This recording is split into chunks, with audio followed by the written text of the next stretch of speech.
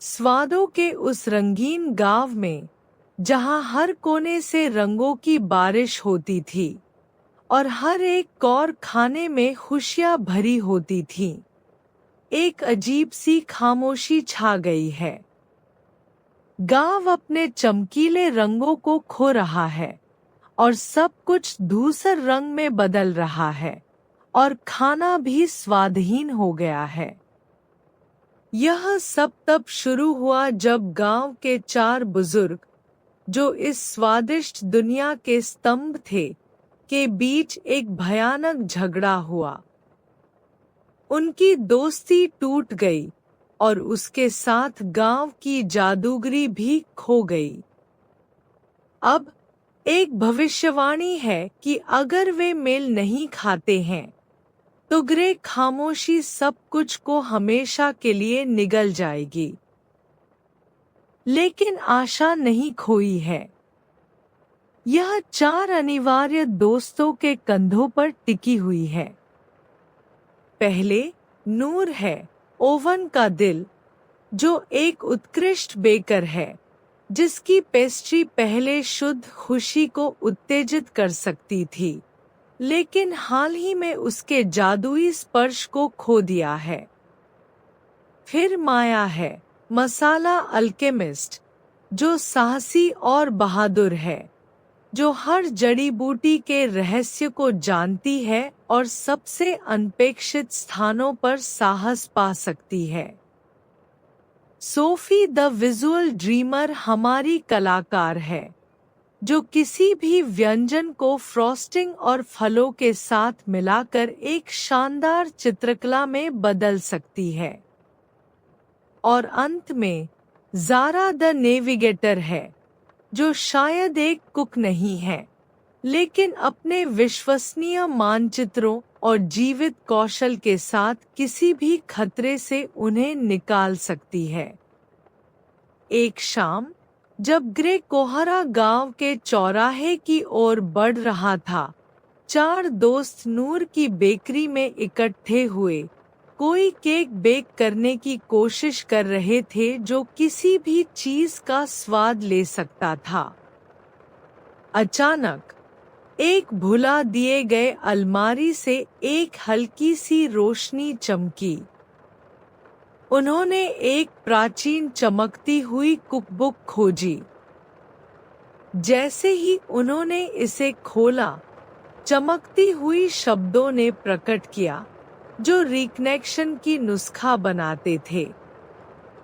यह एक प्रसिद्ध व्यंजन था जो किसी भी दरार को ठीक कर सकता था। लेकिन यह 3 पौराणिक सामग्री की आवश्यकता थी। प्रत्येक एक कदम की ओर माफी का प्रतिनिधित्व करता था। उनका मिशन स्पष्ट था। उन्हें अपने घर को बचाना था। उनका पहला गंतव्य क्रिस्टल पीक्स था, जो मीठी यादों के चीनी का घर था। ज़ारा ने अपना मानचित्र खोला, अपनी उंगली एक खतरनाक मार्ग को चिह्नित करते हुए चमकती हुई पहाड़ी की ओर बढ़ा। चोटियां सुंदर थी, लेकिन खतरनाक थीं, जिसमें हवाएं पुराने तर्कों को फुसफुसाती थी और चिकनी ढलानें थीं जो उनके पैरों को परखती थी। सोफी ने अपनी कलात्मक आंखों से एक सुरक्षित मार्ग को देखा, जो बर्फ में पैटर्न देखती थी जो दूसरों को याद नहीं थी। माया ने अपने ज्ञान के साथ पहाड़ी जड़ी बूटियों का एक विशेष चाय तैयार किया, जो उन्हें ठंड के खिलाफ गर्म और केंद्रित रखा। जैसे ही वे उच्चतर चढ़ते गए, हवा पतली हो गई और नूर ने खुद पर संदेह करना शुरू कर दिया। वह जो अपनी बेकिंग जादू खो दिया था, वह इस शक्तिशाली नुस्खा को कैसे बना सकती थी? वे आखिरकार शिखर पर पहुंचे, एक चमकती हुई क्रिस्टल का एक पठार। केंद्र में एक विशाल क्रिस्टल एक नरम रोशनी के साथ दुलदुलाता था, जिसमें मीठी यादों का चीनी था। लेकिन जैसे ही वे क्रिस्टल के पास पहुंचे, इसकी रोशनी में कंपन हुआ और एक बर्फ की दीवार उनके मार्ग में आ गई। बर्फ में उत्कीर्ण थे, जो पुरानी खुशी की यादों से भरे हुए थे, जो बुजुर्गों के अतीत से भूल गए थे। उन्हें हल करना था ताकि वे चीनी प्राप्त कर सकें। मिलकर पुराने गांव की कहानियों और भूली हुई त्योहार के विवरण को एक साथ रखकर उन्होंने प्रत्येक पहेली को हल किया। बर्फ की दीवार पिघल गई, चमकती हुई चीनी को प्रकट करती हुई। नूर ने सावधानी से इसे एक बैग में डाला। इसकी मिठास पहले से ही उसके गालों पर एक हल्की सी रंगत ला रही थी। लेकिन जैसे ही वे छोड़ने के लिए मुड़े, एक छाया चोटी पर गिर गई। उन्होंने नीचे गांव को देखा और चौराहे में जादुई घड़ी देखी। रेत तेजी से गिर रही थी और उनका समय समाप्त हो रहा था। इसके बाद वे इकोइंग गुफाओं में गए, जहां वे वास्तविक आंसू के नमक को खोजते थे। ये गुफाएं केवल अंधेरे नहीं थी, बल्कि सुरंगों का एक जाल था, जहां हर ध्वनि, हर संदेह की फुसफुसाहट को हजारों गुना बढ़ा दिया जाता था। ज़ारा के मानचित्र बेकार थे इस बदलते हुए अंधेरे में। उन्हें अपने अन्य इंद्रियों पर निर्भर रहना था। गुफा की फुसफुसाहट उनकी असुरक्षाओं पर हमला करती थी। तुम पर्याप्त साहसी नहीं हो, यह माया से फुसफुसाता था। तुम्हारी कला केवल एक विचलन है, यह सोफी से कहता था। आवाजें तेज होती जा रही थी, उनकी दोस्ती को तोड़ने की धमकी दे रही थी। माया ने वापस लड़ाई की। अपनी दादी द्वारा बताई गई एक कहानी को याद करते हुए, उसने एक विशेष सुगंधित जड़ी बूटी का उपयोग करके एक शांत करने वाला धुआं बनाया, जिसने नकारात्मक गूंज को शांत किया। उसने अपने दोस्तों को एक दूसरे पर भरोसा करने के लिए प्रोत्साहित किया। गुफा के भीतर उन्होंने एक गुफा पाया, जिसमें एक भूमिगत झील थी, जिसका पानी एक नरम, दुखद रोशनी के साथ चमक रहा था। यह वास्तविक आंसू के नमक का स्रोत था। इसे इकट्ठा करने के लिए उनमें से एक को एक वास्तविक माफी की याद देनी थी। नूर आगे आई, उसकी आवाज कांप रही थी। उसने अपने डर को स्वीकार किया कि उसने अपना उद्देश्य, अपनी जादू खो दी है, और अपने दोस्तों से माफी मांगी कि उन्होंने अपने क्वेस्ट पर संदेह किया था। जैसे ही एक दिल से निकला आंसू उसकी आंख से गिरा और पानी को छुआ, झील चमकने लगी।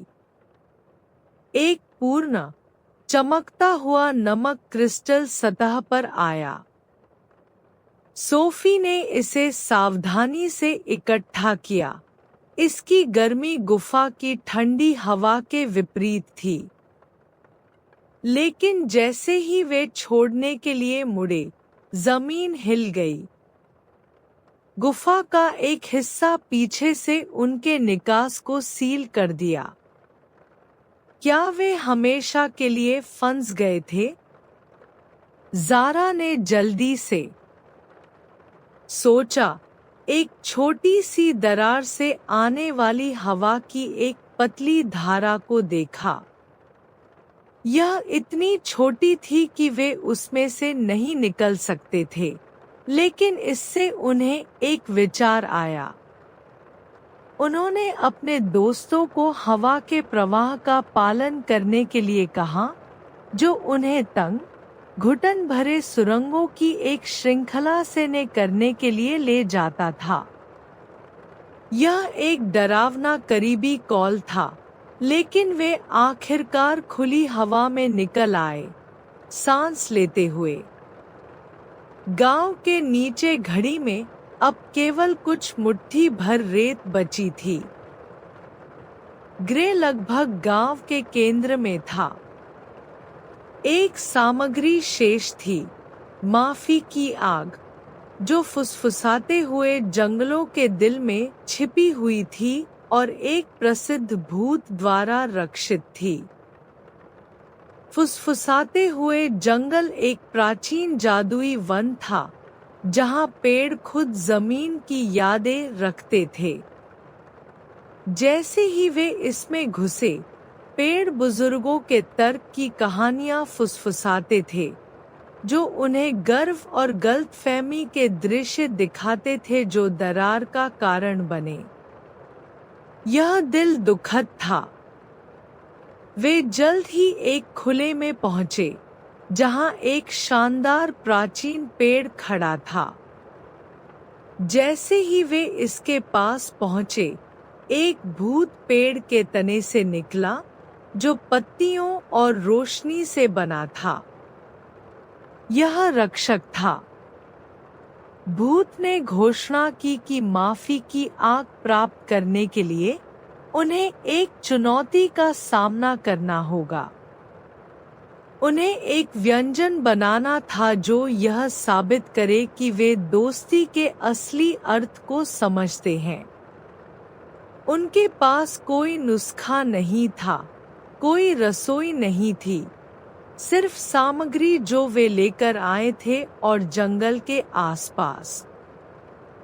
दबाव भयानक था। भूत ने उन्हें देखा, उसकी निगाह स्थिर थी। नूर, अपने आत्मविश्वास को फिर से प्राप्त करते हुए, आगे बढ़ी।